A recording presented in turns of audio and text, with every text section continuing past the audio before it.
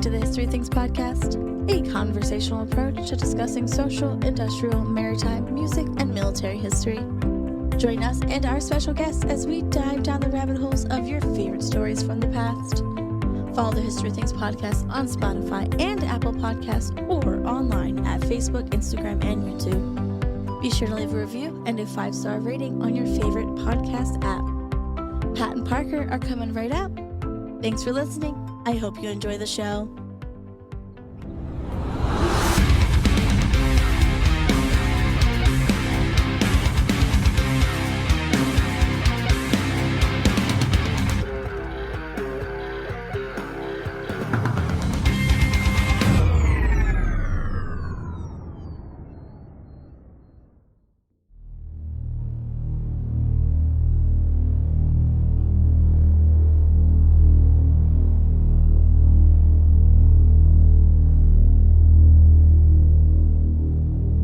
So I've told a lot of stories so far about the IRA seemingly kicking the dog shit out of British forces, and you would think that this is basically on a steamroll to the end of the story here. But as often as the IRA conducts these successful raids and ambushes, equally commonly they experience failed raids and ambushes, the worst of which are going to occur in a series of raids in Mornabbie, Upton, and Clonmel. In County Cork in February of 1921. These ambushes are going to see 6, 3, and 12 IRA men killed respectively, with dozens more being captured. The IRA in Mayo will suffer a comparable loss at Kilmina, while the Leitrim flying column was almost entirely wiped out at Selton Hall. Fears of informers after such failed ambushes often led to spates of IRA shootings of informers, real and, unfortunately, Parker, imagined. Right. Violence continued to escalate again over the next 7 months from January to July of 1921. More than 1,000 people are going to be killed, and that's the RIC, British Army, IRA, volunteers, and civilians all combined. An additional 4,500 Republican political prisoners are going to be held for various crimes, and some even without accusation.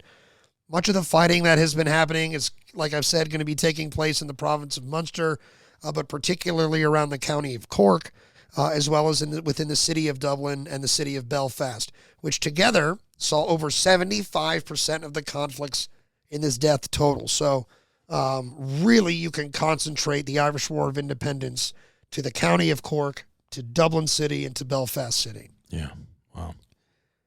On May 25th, 1921, roughly 120 non-uniformed IRA volunteers began to gather around the customs house in groups of 2s and 3s. 75% of those involved belonged to the 2nd Battalion of the Dublin Brigade under Tom Ennis.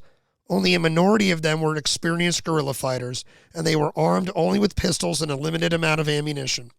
At 1 p.m., they rushed the customs house and overpowered the police guard. A lorry pulled up outside the building with tins of petrol and bales of cotton, which were then sprinkled throughout the building. The IRA volunteers herded all the staff into the main hall. The caretaker of the building, Francis Davis, was actually shot dead, Parker, as he tried to call the police to warn them about this attack happening. However, at about 1:10 p.m., a policeman who had been watching notified British forces, and shortly thereafter, 60 oxys and 3 lorries and an armored car quickly arrived on the scene. IRA volunteers from the 1st, 3rd, and 4th Battalions were positioned outside the building to stop the enemy from approaching, and a gunfight erupts. 4 auxiliaries were immediately wounded in the subsequent battle with IRA forces. Other auxiliaries fired into the building with rifles and Lewis machine guns, exchanging fire with the IRA fighters inside.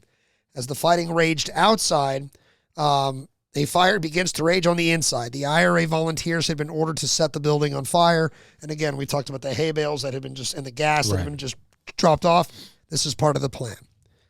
So though a vicious firefight is happening, the ammunition for the IRA is quickly going to run out. It's kind of a common story, and the battle's going to end within 30 minutes. Some of the Irish volunteers were shot as they tried to run away. Tom Ennis, in command of the operation, will escape, but he had been shot twice in the leg. Many others were arrested along with the civilians as they came out of the now burning customs house with their hands up. A total of 100 people were arrested, of whom 70 to 80 were suspected IRA members. And this was a heavy blow in terms of numbers lost, both in killed and arrested. However, the IRA did not have their campaign in Dublin totally wiped out in this debacle. So the Custom House is burning. The fire brigade, which had been delayed from responding, ironically, by the IRA, who wanted the building to burn. So they kept the fire department from arriving. These guys are going to finally arrive, but it's too late. The Customs House is going to become a total loss. 17-year-old Dan, I like how when I found that Dan was in quotes. Daniel Head was shot by British forces after throwing a hand grenade at an auxiliary lorry, which resulted in several casualties. So out front, there is a pretty good battle happening. Okay. Additional British forces composed of units from the Wiltshire Regiment arrived and took over the operation from the Auxies at that point. Now, the Custom House is going to burn for 5 days, is all but completely destroyed in the fire. And with it were destroyed many centuries of local government records. The Irish Bulletin, the official gazette of the Irish Republic, reported, quote, "A detachment of the Dublin Brigade of the Irish Army was ordered to carry out the destruction of the Customs House in accordance with the decision arrived at after due deliberation of the Ministry of Dáil Éireann. We, in common with the rest of the native, regret the destruction of the historical buildings, but the lives of 4 million people are a more cherished charge than any architectural masterpiece. The Customs House was the seat of an alien tyranny." The operation was a propaganda coup for Republicans, but a military disaster for them as well. Okay. Following the operation, the remnants of the Dublin Brigade and the remnants of the squad were amalgamated into a single force known as the Dublin Guard. The newly constituted Dublin Guard carried out 93 separate attacks in June, showing only a small fall-off in their month-to-month engagement, so not a dramatic one. Definitely took a blow, so we've talked about all these wins, but you can see they've had some setbacks, but the IRA is pretty resilient and was able to respond fairly well. Now, the Customs House action, Parker, is going to be the largest single action in Dublin by the Irish Patriots since the 1916 Easter Rising. Right, okay. Another thing that the Customs House attack showed was that the IRA was not well equipped to handle or take on trained British forces in a conventional manner. By July of 1921, most IRA units were chronically short of both weapons and ammunition, with over 3,000 prisoners of theirs being interred. Also, for all their effectiveness at guerrilla warfare, they had, as Richard Mulcahy recalled, quote, "as yet not been able to drive the enemy out of anything but a fairly good-sized police barracks." So kind of putting it all into context. Sure. Now, in an attempt to curb the seemingly never-ending string of violence, Parker, the British government's going to propose what it felt to be a compromise of territory when it introduced the Act of Partition under the Government of Ireland Act, which intended to separate Ireland into 2 self-governing entities. The 6 northeastern counties were to form Northern Ireland, while the larger part of the country, the remaining 26 counties, was to form Southern Ireland. Both territories were to remain part of the United Kingdom of Great Britain and Ireland, and provisions were made for the future reunification through a Council of Ireland. Now, the act was passed by the British Parliament in November of 1920. It received royal assent in December and came into force under English law in May of 1921. So you can see, as a backdrop to all of that death and destruction that we were just talking about in early 1921, their wheels of ending this were in motion. Okay. That month, James Craig, who I've mentioned, an Irish unionist from Northern Ireland, so he's, in case you're confused, he's pro-British. He secretly met with Eamon de Valera in Dublin. Eamon de Valera is the Irish president. He is back in Ireland at this point. They discussed the possibility of a truce in Ulster and an amnesty for the prisoners. Craig proposed a compromise of limited independence for the South and autonomy for the North within the United Kingdom. The talks came to nothing, and the violence in the North continued. All right, so Ireland is being proposed for partition, right? Northern Ireland, and then the rest of what they're calling Southern Ireland. Very creative. Very creative. A general election for the Parliament of Southern Ireland is going to be held on the 13th of May of 1921. Sinn Féin is going to win 124 of the new Parliament's 128 seats, basically unopposed. In the North, an election was held on the 24th and saw Unionists winning most of the seats. So the party lines essentially playing out exactly the way you would think.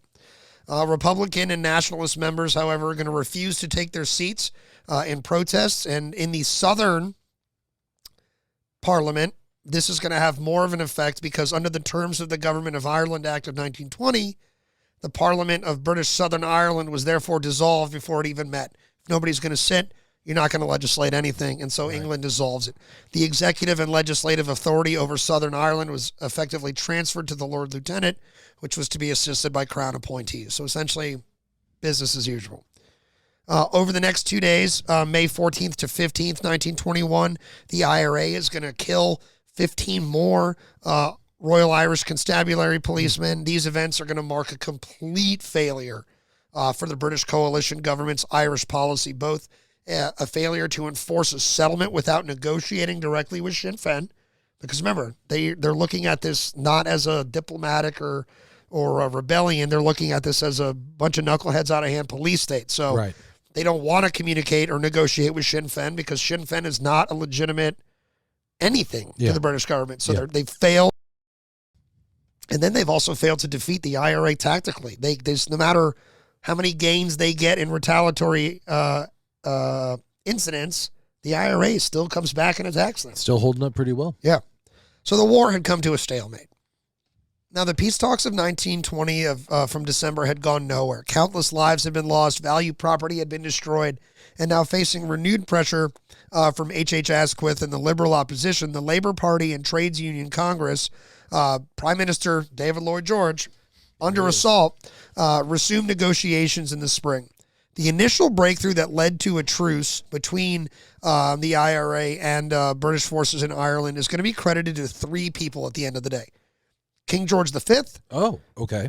The Prime Minister of South Africa, General Jan Smuts, and David Lloyd George himself. Interesting. Now, the king had made his unhappiness at the behavior of the Black and Tans in Ireland well known to the British government.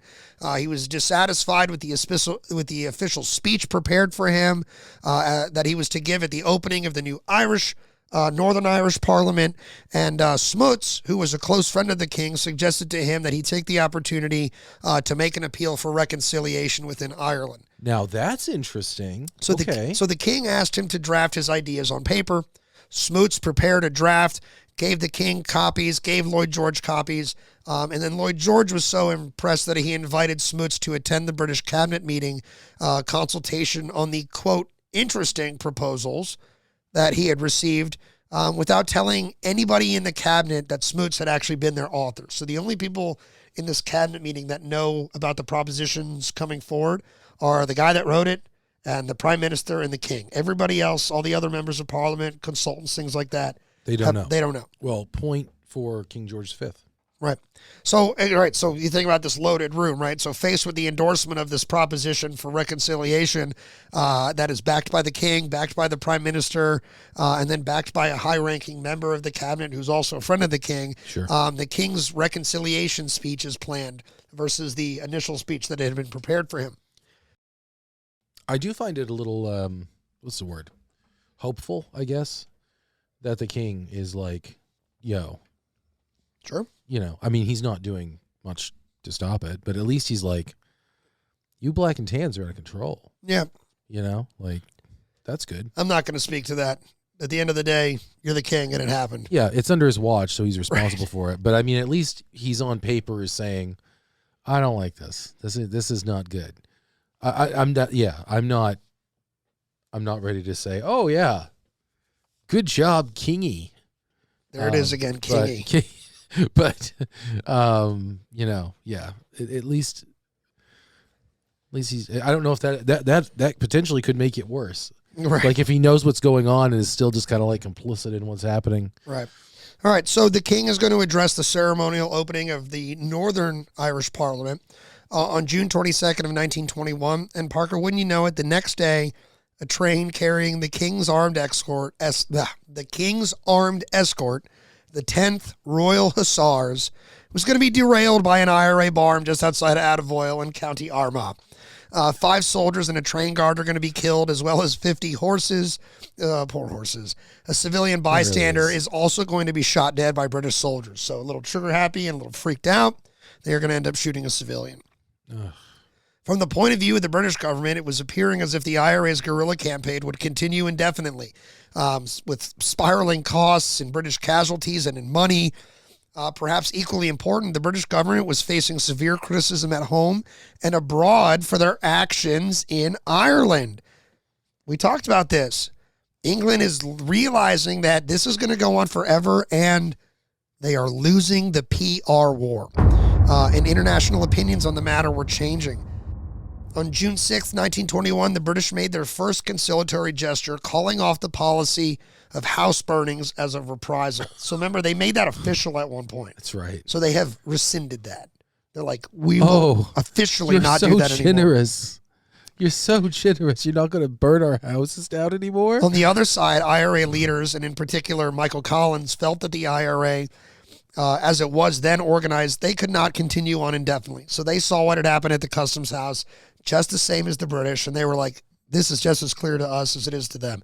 We can't do this forever. So seeing this conciliatory gesture, they're thinking now. Smart. So it had been hard pressed by the deployment of more regular British forces to the island, by the lack of arms and ammunition, and as such, most IRA officers on the ground interpreted a pending truce merely as a temporary respite, and so they're continuing to recruit, right? So we talk about the perception of the British a moment ago, that this is going to go on forever. Yeah. So despite the recognition that this can't go on forever, Michael Collins is planning to have this go on forever. Now, on June 24th, 1921, so we're 2 days after the King's speech, the British coalition government's cabinet decided to propose talks with the leader of Sinn Féin. Coalition liberals and unionists agreed that an offer to negotiate would strengthen the government position if Sinn Féin refused. So, a little bit of recognition now, but this is a huge moment because remember, this is an outlawed group. They have no intention of negotiating with them, and now they're about to. Right. Austin Chamberlain, who had taken over for James Craig as leader of the Unionist Party, said that the King's speech ought to be followed up as a last attempt at peace before we go to the full lengths of martial law. So essentially he's saying we are approaching the red line. Like, this is going to break. This is either going to be fixed or this is going to break permanently. Seizing the momentum, Prime Minister David Lloyd George is going to write to Eamon de Valera, who he has called, quote, the chosen leader of the great majority in Southern Ireland. He's going to suggest a conference. Sinn Féin is going to respond by agreeing to talks. De Valera and Lloyd George ultimately agreed to a truce that was intended to end the fighting and lay the groundwork for detailed negotiations. Its terms were signed on July 9th and came into effect on July 11th. Now, negotiations on a settlement, however, were delayed for some months as the British government insisted. Sorry. Yeah, you should be. You almost spilled in our beautiful studio. Yeah. Just like you clunky Britishman. Wow. Anyway. Wow. Anyway, so these negotiations have now stalled, even though the terms have been signed. Implementing things have kind of stalled because the British want the IRA to decommission its weapons, and the IRA is saying no. And eventually the British will say that they're going to drop the demand after the Dáil and the IRA are just simply saying no. They're not giving them any option for debate or wiggle room or compromise. It's just no. So the British give it up. During this period of negotiation, it was agreed that British troops would just simply remain confined to their barracks. So not really going to see these black and tan patrols out in the world harassing people. Okay. Now, loyalists condemned the truce as a sellout to Republicans. On the 10th of July, a day before the ceasefire was to begin, the police launched a raid against Republicans in western Belfast. The IRA ambushed them on Raglan Street, killing an officer. This sparked a day of violence known as Belfast Bloody Sunday. Protestant loyalists had attacked Catholic enclaves in West Belfast, burning homes and businesses. And this led to sectarian clashes between Protestant and Catholics and gun battles between police and nationalists. The Ulster Special Constabulary allegedly drove through Catholic enclaves, firing indiscriminately. 20 people were killed or fatally wounded, including 12 Catholics and 6 Protestants, before the truce took effect at noon on July 11th. And then after the truce came into effect on the 11th of July, the Ulster Special Constabulary was demobilized, and then the void left by the demobilized UCF was then filled by loyalist vigilante groups and the revived Ulster Volunteer Force. Remember, the North really doesn't want to go with the rest of Ireland at this time. Now, there were further outbreaks of violence in Belfast after the truce. 20 people were killed in the street fighting and assassinations from August 29th, 1921 to September 1st, so in a 3-day period. A lot of people were killed. Another 35 were killed from November 21st to 25th of 1921.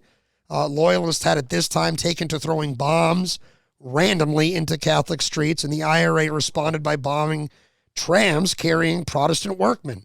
So you're starting to see things that are going to sound more like the troubles of the 1960s and 70s and 80s. Right. Things that we grew up with in our life. Between December of 1921 and February of 1922, there were 80 recorded attacks by the IRA on the soon-to-be disbanded RIC. On the 18th of February, 1922, Ernie O'Malley's IRA unit raided the RIC barracks at Clonmel, taking 40 of the policemen prisoner and seizing over 600 weapons and thousands of rounds of ammunition. So you can see this entire time, no matter how much progress the Irish are making, they are still reliant on the seizure of every bullet they can physically get their hands on right now. In April of 1922, in County Cork, IRA members are going to kill 10 local suspected Protestant informers in retaliation for the shooting of just one of their men. Those killed were named in captured British files as informers before the truce had been signed the previous July. So these were kind of like, we have the receipts. You're not safe just because this treaty is like, we have the receipts of what you did. Right. Over 100 Protestant families are going to flee the area in Cork after these killings. All right, Parker, let's talk treaty here. All right. We've had a lot of blood. We've had a lot of terrorism, a lot of anxiety, a lot of anguish, personal property loss, political property loss, things like that. The governments have... Pseudo-religious war. Right. The governments have struggled immensely to control this situation. And at one point it got to a stalemate, and eventually a ceasefire was negotiated, and now a treaty is imminent. Ultimately, the peace talks of the summer of 1921 are going to lead to the negotiation of the Anglo-Irish Treaty, which will partition Ireland into the Free State of Ireland and Northern Ireland. It's going to be signed on December 6th, 1921, and then ratified in triplicate by the Dáil Éireann on January 7th, 1922. In a very contentious, a highly contentious vote among the members of the Dáil.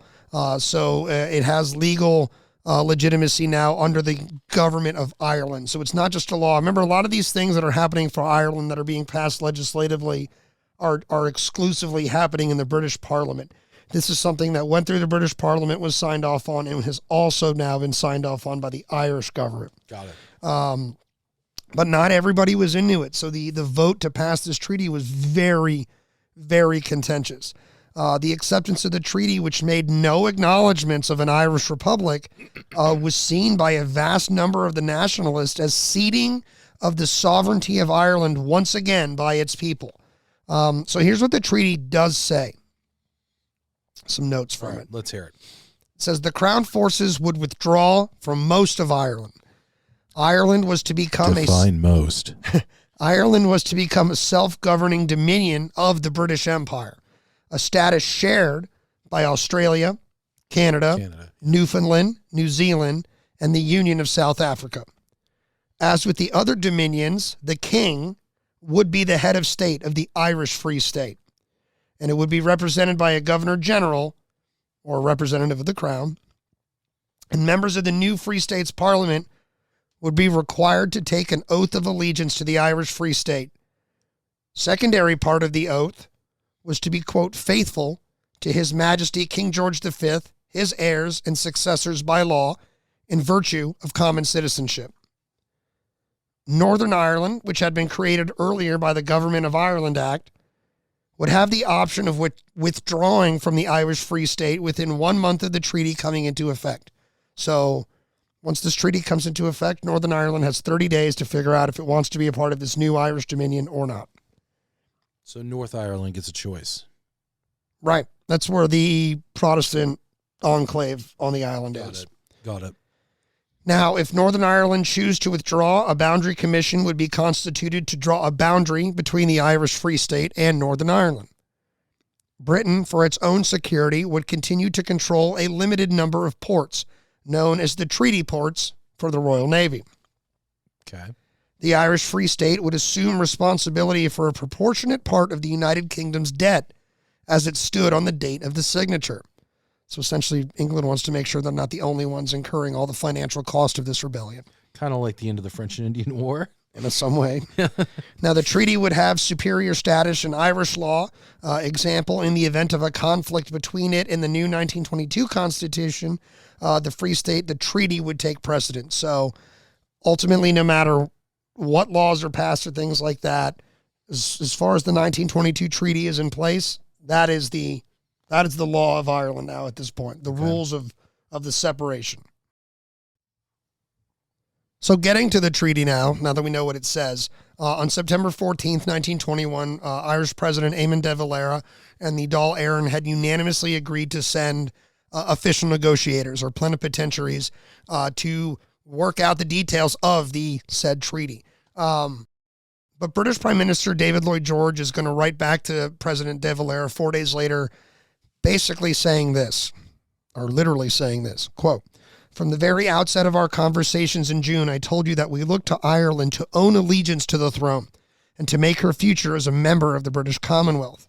That was the basis of our proposals, and we cannot alter it. The status which you now claim in advance for your delegates is, in effect, a repudiation of that basis.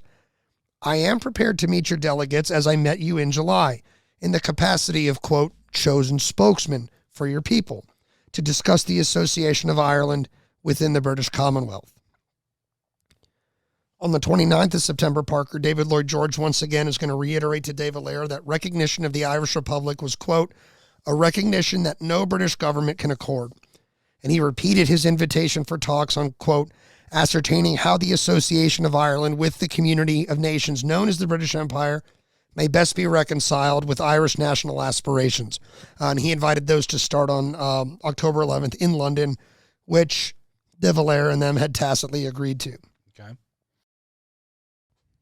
Now, the first 2 weeks of the negotiations are going to be spent in formal sessions in which only 2 members of each negotiating team are actually allowed to attend the meetings.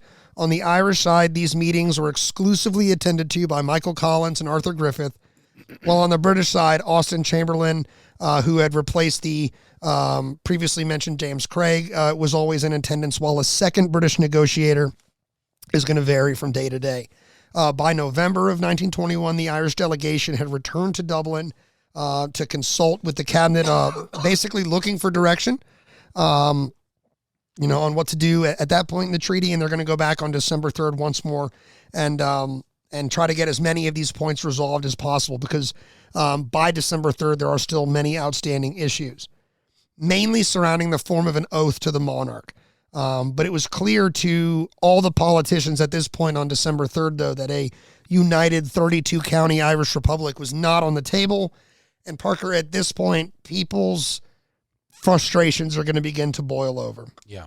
So when they return to London, Michael Collins and Arthur Griffin are going to hammer out the final details of the treaty, which are going to actually include some British concessions as far as the wording of the oath and the defense and trade clauses, along with the actual addition of a boundary commission to the treaty. It's not just said, it's now being written into the treaty, as well as a clause that upholds Irish unity. Remember, part of that was that Northern Ireland can choose within 30 days to not be a part of this free state or not. So basically they're saying that if Northern Ireland doesn't make this decision in 30 days, they no longer have the ability to.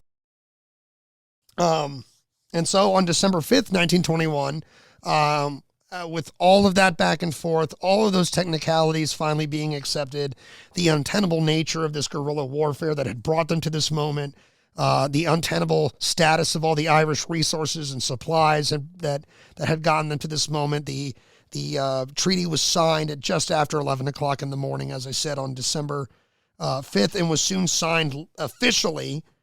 I guess I should say, rather, the terms were agreed to on December 5th at 11 a.m., and the treaty was officially signed just after 2 a.m. on the morning of December 6th, right there in the cabinet room at 10 Downing Street. Is that 1921 or 2021? 21. I had misspoke earlier. So I just read something. I think we have a familiar name who's there as one of the dignitaries. Winston Churchill. He's here as well. Oh, yes. Winston Churchill. Winston Churchill, a bit of a mover and shaker. He is certainly in the revival of his career after World War I mode. Yep. So Michael Collins, who was one of the driving factors of the War of Independence, he has been sent by De Valera as one of these, whether you call them plenipotentiaries or these just chosen negotiators. He's going to claim that at the last minute, a reason for Irish concessions being made was David Lloyd George, the Prime Minister of England, had threatened the Irish delegates with the renewal of a terrible and immediate war if the treaty was not signed at once. It wasn't specifically called a threat in the Irish memorandum or the minutes of the meeting, which I found very interesting, but it was noted as, quote, at one time he, Lloyd George, particularly addressed himself to me and said very solemnly that those who were not for peace must take full responsibility for the war that would immediately follow refusal by any delegate to sign the Articles of Agreement. Okay. So, a threat. That's a threat. Yep. Now, George Gavin Duffy, a member of the Irish delegation, described the pressure placed on them to sign the treaty as follows. He said, quote, the alternative to signing that particular treaty was immediate war. We had to make the choice within 3 hours and to make it without reference to our cabinet or to our parliament or to our people. We lost the republic in order to save the people of Ireland. Now, several months after the signing of the treaty, February 16th, 1922, you just mentioned him, Winston Churchill, he's going to speak to the British Parliament on the consequences of the Irish delegation potentially refusing to sign the treaty, the Anglo-Irish Treaty. He said, quote, if we had to break off the conference, destroy the negotiations, and embark upon what was literally the reconquest of Ireland at enormous expense in money and in men, to embark upon bloodshed upon a far larger scale than anything that had ever occurred. I want to put that in context. Here's why that quote to me is important about the pressure Michael Collins and them all felt. Okay. This quote comes in February of 1922. This treaty is signed. It's been taken back to Ireland. It's been voted on. It's been ratified. The Irish Free State exists, right? So, Correct. So relitigating it doesn't matter too much, especially from the British side of things. As we're going to get to the Irish, there's more to the Irish story. But the British, for that point, it's kind of done for right now. So why is this important? Because, one, Winston Churchill has confirmed the threats that Michael Collins said were made essentially about this immediate and terrible war, like the lengths they were going to go to. Two, he calls it a reconquest, which means... I heard that. Which means they felt that they had lost enough of the island that they would require a full-on re-annexing of the island. Yeah. Three, here's why that's important. Because he says it would happen on a level of bloodshed far larger than anything that had ever occurred. This man and the world have all just seen World War I. The Great War. So the intention that they had to bring worse than that to the Irish soil was what Michael Collins, Arthur Griffin, and all those guys had to deal with in that 3-hour time. They said, you have 3 hours to sign this, which is not enough time to communicate back to the rest of the Irish government. It's like the pressure those guys felt. Yeah. So that's why when George Gavin Duffy says we lost the republic in order to save the people of Ireland, like I take that with an absolute sincerity and gravity, because I mean, hell has already been brought to those people, but something far worse loomed for them. Yeah, you were just talking about, I mean, World War I, right? I mean, it's ended a few years ago, and, you know, they kind of won, you know? I mean, can you imagine if the World War I tactic had been brought against Ireland? I mean, it's just, I mean, they would have wiped out the people. It would have just, it would have been just terrible. So let's not speculate on that, because it didn't happen. It didn't happen. But the threat of that and the prospect of it's very real. Were enough to force the hand, and the treaty does get signed, right? So the treaty gets signed on the 6th of December, brought back, voted on, and by the 7th of January of 1922, right, it's now real. Free State exists. So before, you got something? I just want two quick sentences for anybody out there who says, No, that never would have happened. England never would have done that to Ireland. The fact that Winston Churchill and Lloyd George both made reference to the fact this is on the table means it's a very real possibility. It could Churchill's still talking about it after it's done, to me, is the most profound, because it's like he goes into detail about what it would have been like. Right. That's alarming. Maybe not detail, but he gives the most detail. He was going to find them on the beaches. And it sounds grim. All right, so let's do some dates real quick. So the 6th, the treaty is signed. That's 6th of December, 1921. January 7th, 1922, it's voted on and ratified by the Irish government, so it becomes legit. But let's go back to December 8th, 1921. That's 2 days after the treaty itself is signed. Irish President Eamon de Valera is going to call a cabinet meeting to discuss the treaty on the 8th, and he is going to come out staunchly against the treaty being signed. And so that vote that we talked about is then going to subsequently take place, and it's going to be decided by 4 votes to 3 to advance the treaty to the Dáil. So the Dáil now, so outside of the actual cabinet who votes, now the actual Irish government is going to get to vote on it. So Winston Churchill apparently recalled Collins's reaction to receiving this, and he said, Michael Collins rose as if he was going to shoot someone, preferably himself. In all my life, I have never seen so much passion and suffering in restraint. Yeah. Very tense meeting. All right, so with the treaty now going to the Dáil, Aaron, the contents of the treaty divided the Irish Republic's leadership. De Valera leading an anti-treaty minority. The treaty debates are going to be difficult. They're going to be comprised of a wider and more robust stocktaking of the position that is being held by the contending parties and their differing views of the past and their hopes for the future. I mean, it's basically just the mud has now all been churned up. The loss of the Irish Republic in this moment. What does it mean for the future? What does it mean for right now? What about the past? What about everything? It's all just kind of spilling out onto the floor of the Irish government at this point. And the focus had to be on the constitutional options mostly, but in this entire conversation, this little conversation happening about the economy, nor how life is going to be improved for the population. Everybody's kind of focused on the soul of Ireland, but not on the actual administration of Ireland. So these debates, right, you know, they're kind of happening like Wild West style gunfire. People are just firing off their anger, their rage. These tensions have boiled over. And much mention in these arguments that are happening on the floor is going to be made to 700 years of British occupation, and people's bitterness are just flying out. Arthur Griffin, who we've mentioned a bunch, he's going to say of one of the other British government members, Erskine Childers, he's going to say, quote, I will not reply to any damned Englishman in this assembly.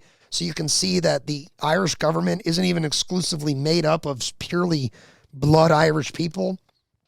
And Cathal Brugha is going to remind everyone that the position of Michael Collins in the IRA is technically inferior to his. So in these meetings, it's not even just about the Republic anymore. It's about personal status and posturing, and it's become anarchy. Very contentious. When I said that earlier, this is what I meant. People are just kind of screaming at each other. So despite all this anarchy happening on the floor of the Dáil, the main dispute was really centered around the status as a dominion, as represented by that oath of allegiance and fidelity, rather than the conversations about what could have been as an independent republic. Most people understood that standing there to continue bitching about that would be great symbolically, but actually get them nowhere. So the partition of Ireland is going to be another significant sort of matter of dissent that's happening on the floor right now. Ireland had been claimed as a free and independent sovereign republic that made up of all of its 32 counties. The terms of the treaty are certainly far from that. The day before the final vote, President De Valera is going to acknowledge this deep division within his own cabinet when he says, quote, these articles of agreement were signed. The body in which the executive authority of this assembly in the state is vested became as completely split as it was possible to become, irrevocably, not on personalities or any of that kind of matter, but on absolute fundamentals. So De Valera is saying that at the end of the day, no matter what's being said or screamed at each other on the floor, this split is actually just at the heart of fundamentally how they believe Ireland exists. But as such, right, it gets signed.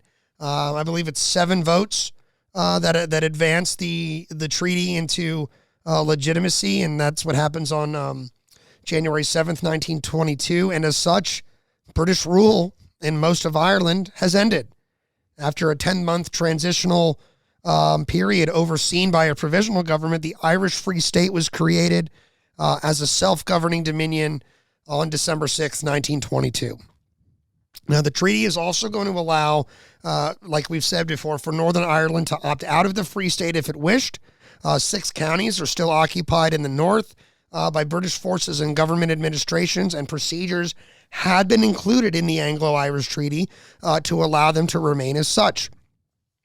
And that's exactly what happened on December 7th, 1922. Just a day after the Irish Free State was acknowledged as an autonomous dominion of the British Empire, the 6 counties of the north, Parker, opted out.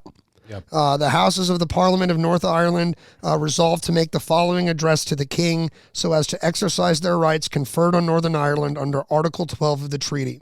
Quote, "Most gracious sovereign, we..." Well, we got like 3 words into that speech before I burst out laughing. Let me just take a swig of my Moxie, get some. Jesus. "Most gracious sovereign, we, your majesty's most dutiful and loyal subjects, the senators and commons of Northern Ireland in Parliament assembled, having learnt of the passing of the Irish Free State Constitution Act 1922, being the act of Parliament for the ratification of the Articles of Agreement for a treaty between Great Britain and Ireland, do, by this humble address, pray your majesty that the powers of the Parliament and the government of the Irish Free State shall no longer extend to Northern Ireland." So the king is going to receive that the following day, Parker, and so is cemented Northern Ireland's legal separation from the Irish Free State. I bet he enjoyed that message quite a bit. He was probably pumped. Permission to make an obscene hand gesture that you can blur out?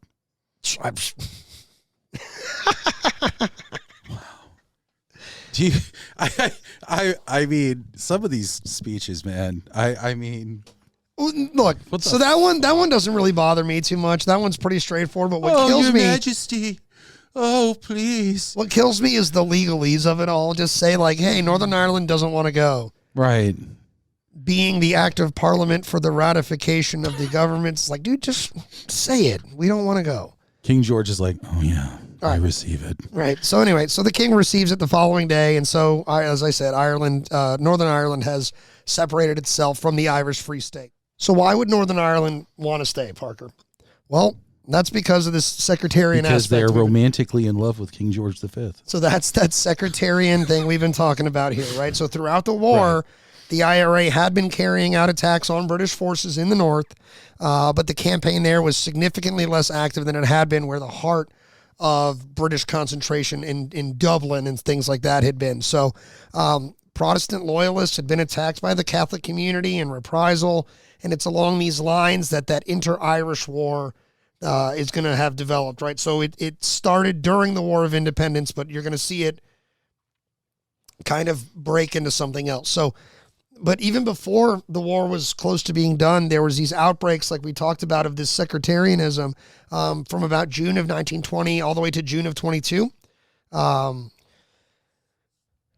In Belfast, largely dominated by Protestants, there was rioting, gun battles, bombings practically daily. Almost 1,000 homes and businesses were destroyed in the activity that was happening in the north during the War for Independence. People were expelled from workplaces in mixed neighborhoods. In all, more than 500 people were killed just in Northern Ireland alone, and more than 10,000 people had become refugees, most of them Catholic. So you can see why Northern Ireland... they've had a smaller part in this, but it's been very brutal, their little part of this. And it's been very, very clearly divided. This isn't a political division. This is more or less a theological division. Yeah. At this point. They've had enough. Yep. And so Irish nationalists had argued that the violence around Belfast had become a pogrom against Irish Catholics or nationalists. as Catholics were a quarter of the city's population, but they're going to make up 2/3 of those who have been killed and suffered about 80% of the property damage. And they made up about 80% of all the refugees that had to flee the area.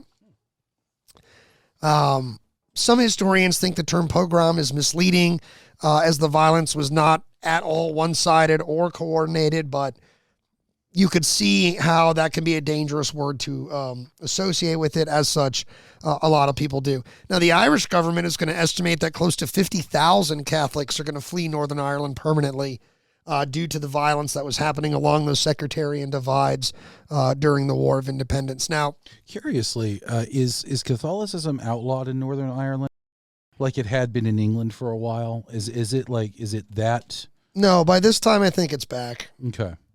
I can't answer definitively, but what I'm recalling just from my own database is like my spidey sense is saying it's not illegal. Could be, and if it is, we'll come back and we'll own that, but I don't think it is. All right. So in March and February of 1922, right, we talked about the violence in the North. And in the North, it's going to reach levels that had not been seen before. So here's why this is crazy to me. The treaty is signed, right? And Northern Ireland said, we're going to go our own way. Like a Fleetwood Mac They song. literally just tried to Stevie Nicks their way out of here. That's right. And yet the violence in Northern Ireland is now going to reach levels it had not seen during the War of Independence. Between the 11th of February and the 31st of March, 51 Catholics will be killed, 115 will be wounded, 32 Protestants will be killed, 86 will be wounded. On February 11th, IRA volunteers stopped a group of special constables at Clones Railway Station in County Monaghan. The USC units that were there were traveling by train from Belfast to Enniskillen, both places which are in Northern Ireland, but the Provisional Government of Ireland was unaware that British forces would be crossing through its territory. And as such, the IRA called on the specials to surrender for questioning. When they didn't, one of the IRA sergeants was shot dead by one of these constables, which sparks a firefight in which 4 of the special constables are going to be killed. Several others are wounded. 5 additional USAs are going to be captured. And the incident threatened to set off a major confrontation between the Irish Free State and Northern Ireland. And the British government is going to temporarily, as a result of this, suspend the withdrawal of British forces from the South as a result. So part of that treaty was the removal of British forces from most of the island. So they were going to put them in Northern Ireland anyway because they knew how the Northern Irish population felt about them, more loyal. And then when the Northern Irish population did what they did and broke away, they now had some security. But as a result of all this unrest, the troops that hadn't been pulled out of Southern Ireland yet, England says, you are a Dominion, so no. So this card was called really quick. This is like an Uno reverse card. Yeah, this is pretty quick that they're having to come back and make good on the old allegiance there. Yep. So, and all right. I bet they were happy about that. So now part of that treaty, though, another part of that was the Boundary Commission was established. So now the Boundary Commission really needs to get its shit in motion because you need to establish the boundary, therefore, so we don't have these kind of you're on my land kind of conflicts. The boundary needs to be clearly marked and defined, right? All right. But it's going to accomplish very little. Okay. So since the 1920s, since the 1920 local elections in Ireland had resulted in outright nationalist majorities in counties Fermanagh, County Tyrone, the city of Derry, and in many district electoral divisions of County Armagh and County Londonderry, all north and west, by the way, of the interim border, this might have left Northern Ireland actually unviable because even though their population is primarily Protestant and primarily loyal, the government and all the things that are important are dominated by Catholics and things like that. So the prospects might have not actually worked out. Okay. However, the commission chose to leave the border unchanged. That's why I said they accomplished more or less nothing. And as a trade-off, the money owed to Britain by the Irish Free State, remember, that's another part of the treaty, England's going to cancel that. Okay. They're basically going to be like, look, if we leave the border where it is and you guys knock it off and we say you don't have to pay that part of your debt, yeah, can we quote, be cool. So, how do you wrap this story up? You don't, because it's really the prelude into the next story. Almost the day that the Anglo-Irish Treaty is signed is basically the same day the Irish Civil War will begin. So that's where today's story kind of blends into the start of next season's look at this conversation. Most of the Irish independence movement leaders were willing to accept the Free State Compromise, at least for the time being, though many militant Republicans are not. So autonomy, home rule, dominion status are incredible gains compared to so many failed rebellions and legislative attempts to gain independence. But gains as they were, they are not true independence. And a new war was only just beginning. A war the Irish peoples, Parker, are going to fight between themselves. Michael Collins himself reflected on this sentiment in his belief that the treaty that created the Irish Free State was merely a stepping stone rather than a final settlement. So you can see that despite even people like Michael Collins who signed it, pushed it forward, they still didn't view it as the end of the road. But what does the road even look like at this point? Because there's a lot of people that feel betrayed. Right. Like they sold out the Republic. There's a lot of people that felt like David Lloyd George forced their hand and they did the best they could with what they could. But either way, it's all coming to a head. The Second Dáil had ratified that treaty, like we talked about, on January 7th of 1922 by, I said, 7 votes. 64 votes for, 57 votes against. President Eamon de Valera is going to resign on January 9th, 2 days later. And he's going to be replaced by Arthur Griffin, who was one of those plenipotentiaries on an even tighter vote of 64 to 58 against. So you can see with de Valera out of the picture, they're not even sure who they want to run the show anymore. The big fella, this guy's favorite astronaut. That's right. Michael Collins. He's going to become chairman of the new Irish provisional government, and the Irish National Army is going to be founded. That would be equivalent to like a prime minister, right? Kind Essentially. of. Yeah. And even though this new National Army has been founded, you know what continues to exist? The IRA. Yeah. And a majority of the pre-truce IRA had fought in the War of Independence, these guys being led by Liam Lynch, one of those early leaders, local leaders I said. These guys are going to refuse to accept the treaty. And in March of 1922, they repudiated the authority of the Irish Dáil and the Free State's new government, which it accused of betraying the ideal of the Irish Republic. It also broke the oath of allegiance to the Irish Republic, which the Dáil had instated on August 20th, 1919. The anti-treaty IRA were supported by the former president of the Republic, Eamon de Valera, as well as ministers Cathal Brugha and Austin Stack. A hardline group of anti-treaty IRA men would go on to occupy several public buildings in Dublin in an effort to bring down the treaty and restart the war with the British. This instigated a number of armed confrontations between pro and English treaty troops before matters came to a head later in the summer of 1922, beginning with the arrest of players of the Monaghan Gaelic football team and the capturing of 50 constables as a reprisal at the start of the year. Desperate to get the new Irish Free State off the ground and under the weight of British pressure, Michael Collins is going to attack the anti-treaty militants in Dublin. Michael Collins is going to attack the Irish Republican Army that he formerly headed, causing fighting to break out en masse around the country. And so on June 28th, 1922, the Irish Civil War had begun. So that's kind of where we're going to leave it for this season. Next season, when we come back to it, we will take a look at the Irish Civil War, the aftermath of the War of Independence, the path towards attaining the Republic and things like that. And so I encourage you, whether you come back to us next season or not, just to stick with the story and to dig deeper. There is so much more to this conversation than we've even touched on here today. And many of you will find likely very personal connections to it, especially if you're like me, among the many millions of Irish descendants living in America today or around the world. Or you might find you're living in a country that is feeling the weight of persecution or a community and things like that. And you'll start to feel things that relate to this story. So what I would say is just dive deeper into it, learn more about the people involved, learn more about how small events in isolated places compared to your world can actually dictate how your world and atmosphere is shaped. So I've had a really good time putting this episode together. I'll be honest, behind the scenes, a real bitch of a time producing it. Got sick right at time to record it. Had to break it up into several recordings. You can literally hear the shittiness of my voice right now after talking for, this is probably 5 hours of recording that we've knocked out at this point.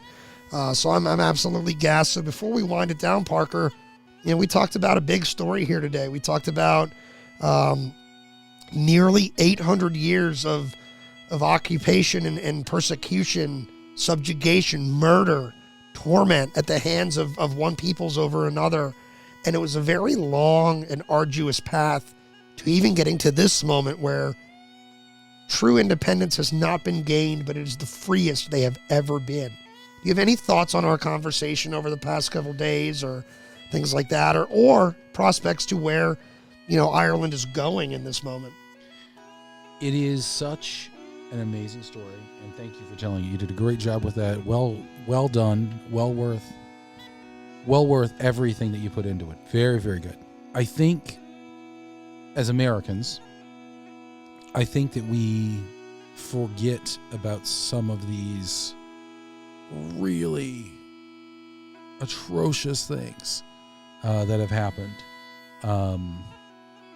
We enjoy the St. Patrick's Day green, and the shamrocks and everything. Yes, listening to part 2 of this, it came out on St. Patrick's Day, so you were all probably as Irish as you'll ever be all year. Yep. And I think we just conveniently forget that there was a real people, a real struggle, a struggle that lasted for almost 1,000 years. I mean, 700 years is a long time. Yeah. So I learned so much. So thank you very much. Thank you very much for the story. I'm excited to come back to it. As am I. And I'm excited to hear what you guys think about it. Obviously, I've probably done a really crappy job telling this story because it's big and it was my first attempt really looking into it, but it was kind of a cool ride, a really cool experience. We overcame medical. We did. And I look forward to taking another look at this story and continuing to write about it and hopefully bring it to you guys next year. So with that being said, I'm not going to make a big deal about our exit today. We're going to kind of perform an Irish goodbye and just dip. So for our co-host Parker Russell, I'm Pat McGuire saying up the Republic, Sláinte, Aaron Go Bra. Have a good night.